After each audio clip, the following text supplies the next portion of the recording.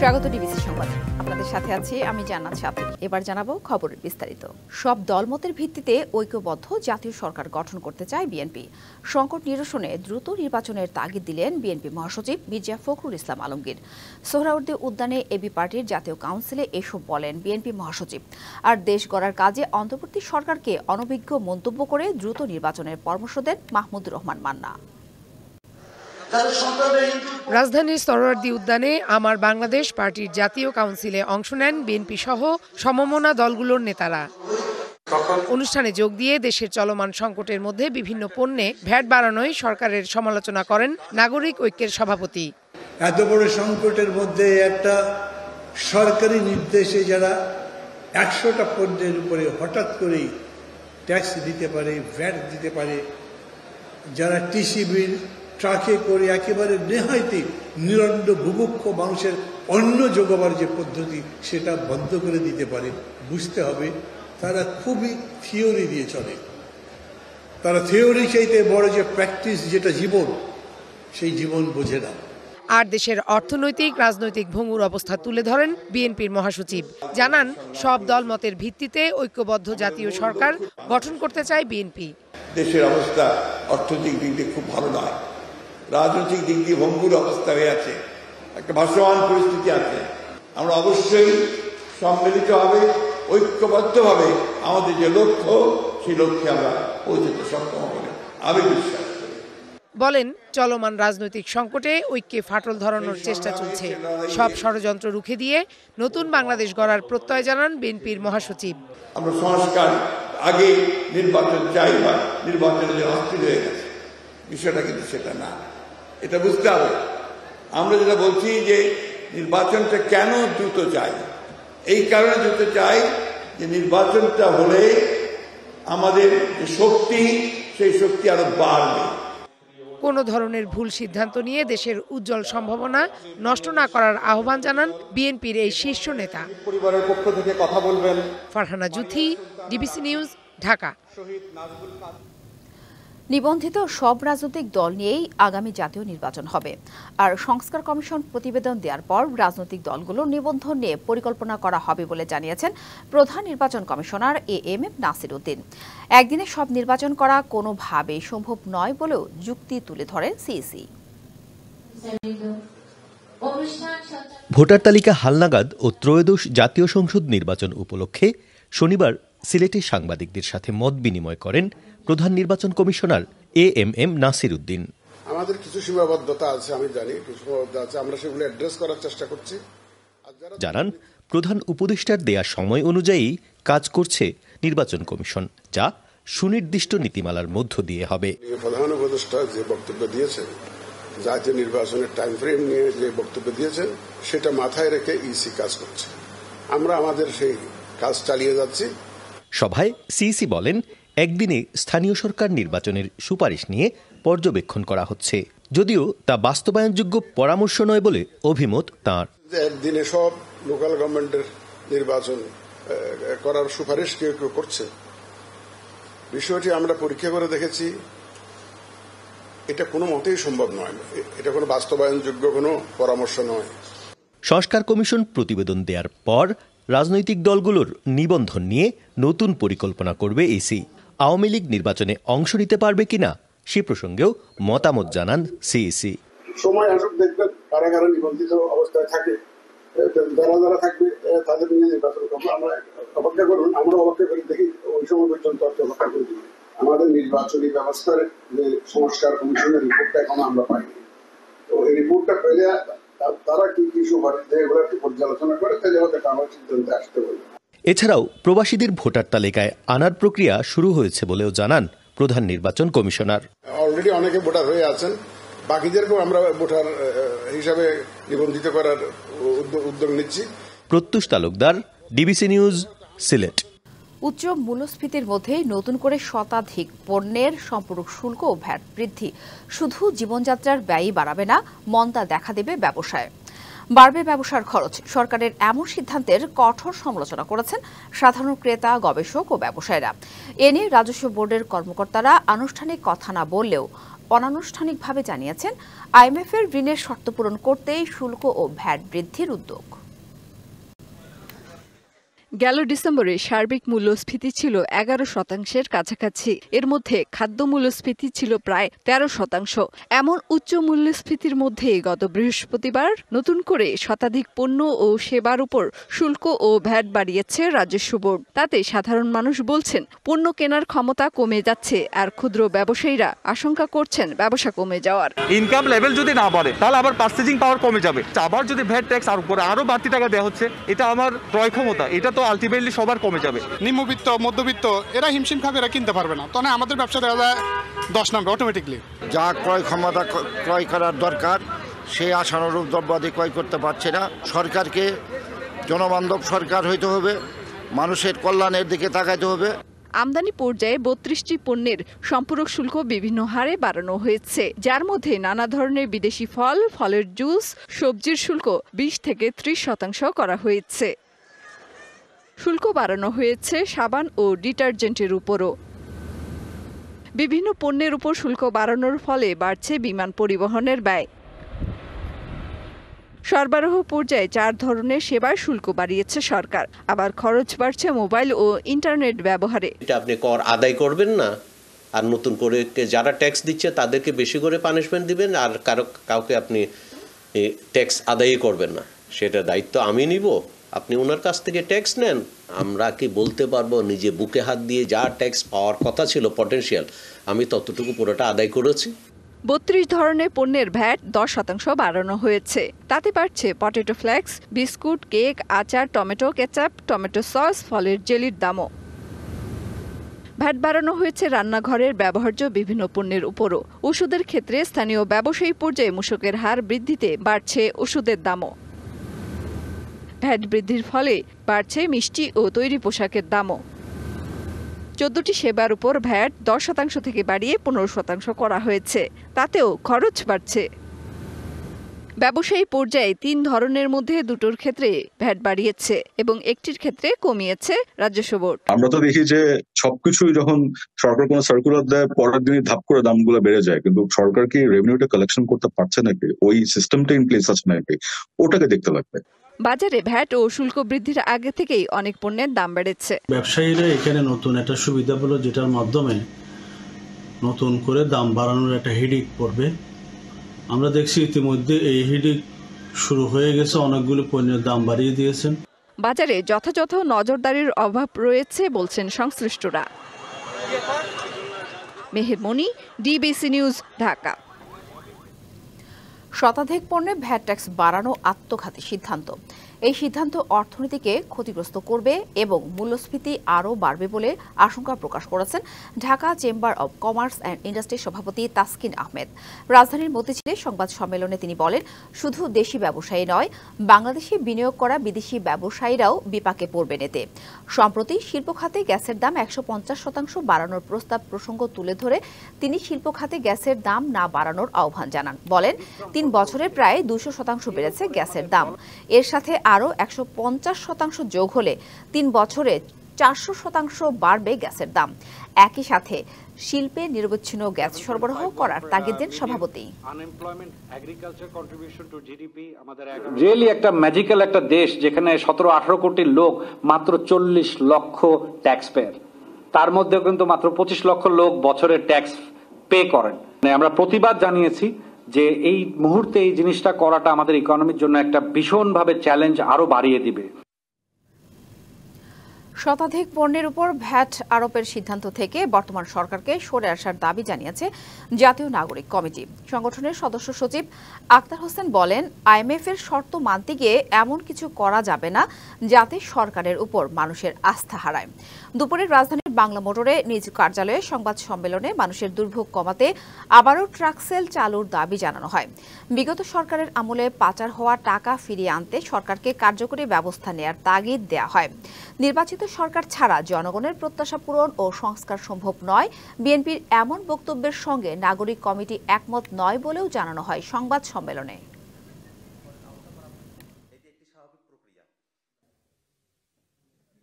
আমরা সরকারের কাছে স্পষ্টভাবে দাবি জানাই, অবিলম্বে ভ্যাট ও সম্পূরক শুল্ক অধ্যাদেশ প্রত্যাহার করতে হবে ও টিসিপি ট্রাকসেল এই মুহূর্তে চালু করতে হবে। আমরা জানি প্রত্যক্ষ কর বাড়ানো সরকারের জন্য চ্যালেঞ্জিং, কিন্তু গণঅভ্যুত্থানের মাধ্যমে প্রতিষ্ঠিত সরকারকে অবশ্যই সেই চ্যালেঞ্জ গ্রহণ করতে হবে। কথা কাটাকাটির জেরে চট্টগ্রাম ইপিজেড এর জেএমএস ও ম্যারিমকো গার্মেন্টসের শ্রমিকদের মধ্যে ব্যাপক সংঘর্ষ হয়েছে। এতে দুই পক্ষের 100-এরও বেশি শ্রমিক আহত হয়। পরিস্থিতি নিয়ন্ত্রণে দুটি কারখানায় 3 দিনের ছুটি ঘোষণা করা হয়েছে। মোতায়েন করা হয়েছে সেনা, নৌবাহিনী এবং পুলিশ।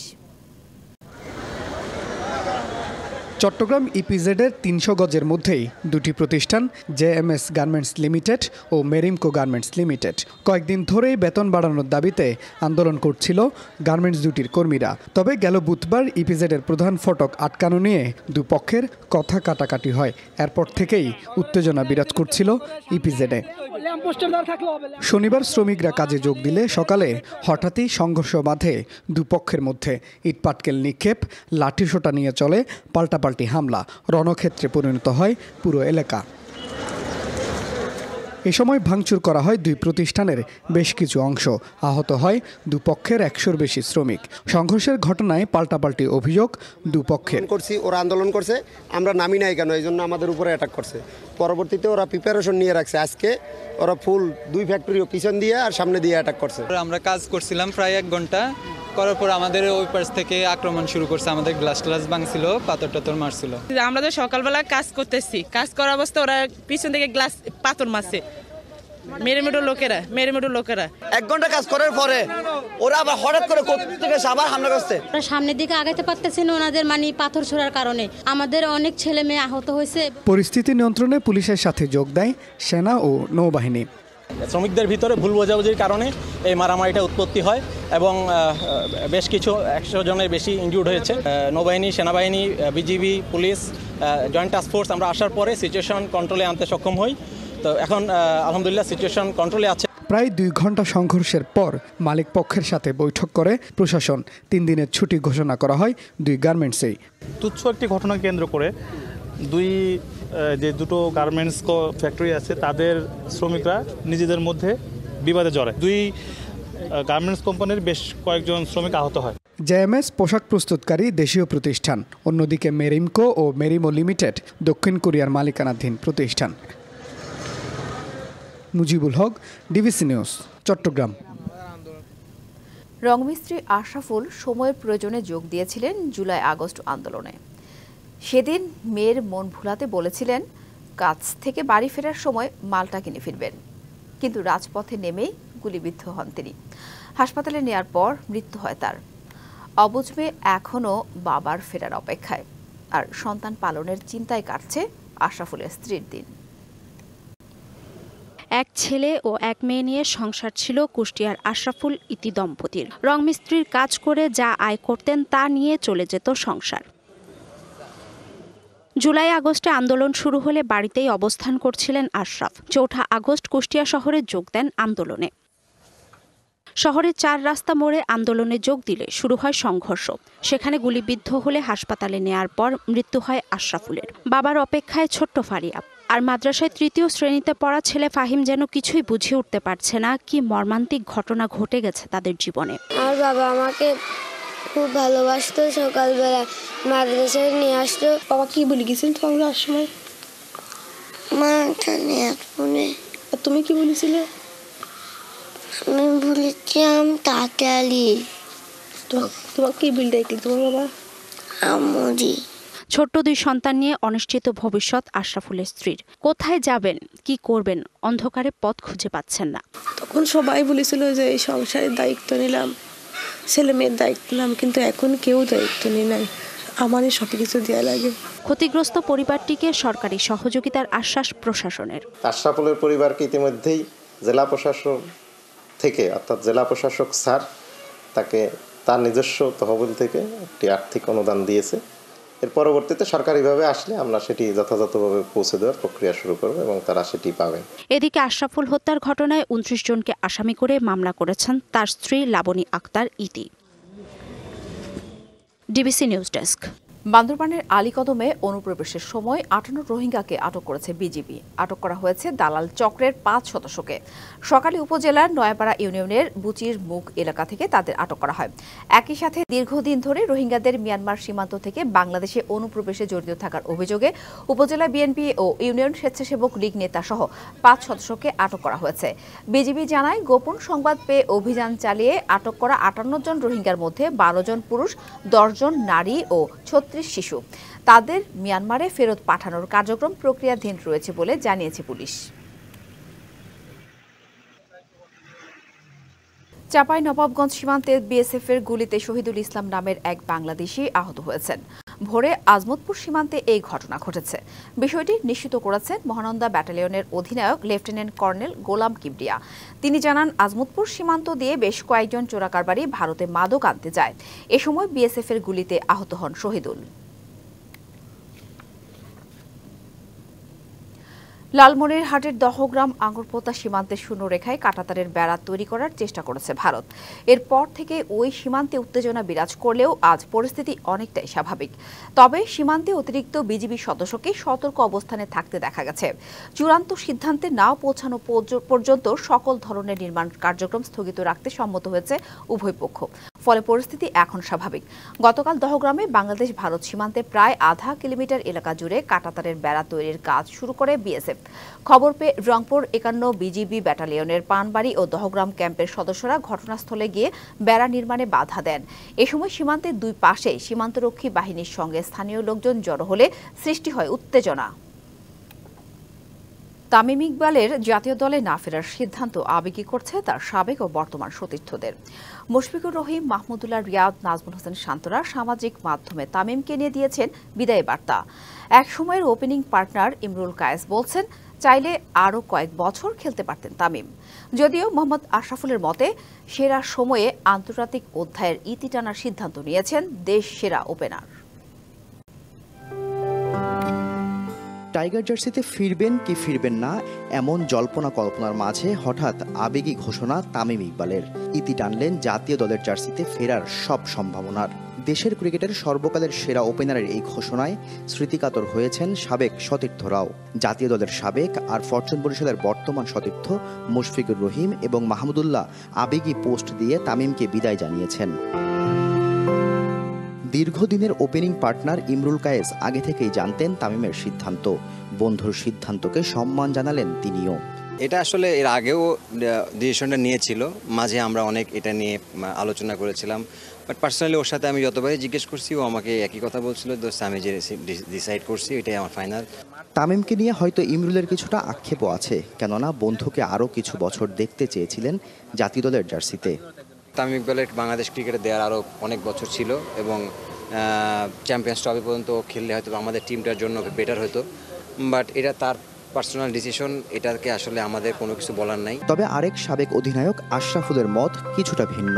তিনি জানিয়েছেন সেরা সময়ে অবসর নিয়েছেন। আমরা সবাই আশা করেছিলাম যে হয়তোবা সে আবার ফিরে আসবেন, কিন্তু যেহেতু প্রত্যেকটা প্লেয়ারেরই যার যার ডিসিশন নেওয়ার অধিকার আছেন এবং সে চিন্তা করেছেন আর ফিরে আসবেন না ইন্টারন্যাশনাল ক্রিকেটে। গুড লাক ফিউচারের জন্য। সাবেক সতীর্থরাই নন, জাতীয় দলের অধিনায়ক নাজমুল হোসেন শান্ত সামাজিক মাধ্যমে তামিমকে জানিয়েছেন বিদায়ী বার্তা। ফরচুন বরিশালের সতীর্থকে জাতীয় দলে ফেরাতে কম চেষ্টা করেননি শান্ত। সফল না হলেও তামিমকে শুভকামনা জানান তিনি। Shahriar Hossain, DBC news, Sylhet. বাংলাদেশের নাহিদ রানাকে বর্তমানে সেরা পেসারদের একজন মানেন রংপুরের হয়ে বিপিএল খেলতে আসা পাকিস্তানের অলরাউন্ডার ইফতেখার আহমেদ।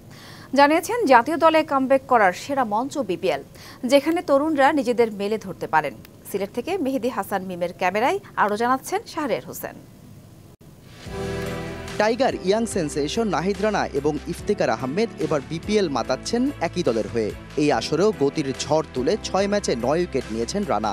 এই পেসারকে খুব কাছ থেকে দেখে মনে ধরেছে এই পাকিস্তান ক্রিকেটারের। मेरे ख्याल में नाहिद राना दुनिया का बेस्ट बॉलर में से है। আমার কাছে নাহিদ রানাকে দুনিয়ার সেরা বোলার মনে হচ্ছে। 150 স্পর্শ করছে সে। 150 গতির বোলার, দলে আশীর্বাদের মতোই। मैं बड़ा एंजॉय करता हूं। এই মুহূর্তে জাতীয় দলের বাইরে আছেন ইফতেখার আহমেদ। এত পারফর্মারের ভিড়ে ফেরাটা কত কঠিন সেটা ভালো করে জানেন এই ব্যাটার। তবে বিপিএল এ পারফর্ম করে জাতীয় দলের দরজা আবারও খুলতে চান তিনি। বিপিএল এ অনেক উপভোগ করছি। এই লিগ দারুণ জায়গা পারফর্ম করার জন্য। এখানে ভালো করলে পাকিস্তান দলে কামব্যাকও করা যাবে, ফলে সবকিছুই ভালো লাগছে। বিদেশের অন্য ফ্র্যাঞ্চাইজি থেকে বিপিএল অনেকটাই পিছিয়ে। প্রতিবার যার মান নিয়েও উঠে অনেক প্রশ্ন। তবে এবারের আসরে অনেক উন্নতি চোখে পড়েছে এই পাকিস্তান ব্যাটারের। বিপিএল দারুণ একটি পেশাদার লিগ। দিন দিন যা উন্নতি করছে, 2 বছর আগে যা দেখেছিলাম এখন তার চেয়ে অনেক ভালো। আমি বলবো বিপিএল অন্যতম সেরা। বিপিএল ডে বাই ডে और भी इम्प्रूवमेंट कर रहा है। অধিনায়ক সোহানের ক্যাপ্টেন্সিতেও মুগ্ধ এই ব্যাটার। আর বরিশালের বিপক্ষে শেষ ওভারে 30 রান নিয়ে ম্যাচ জেতানো সোহানের কারিশমা তার চোখে অন্যতম সেরা। Shahriar Hossain, DBC news, Sylhet.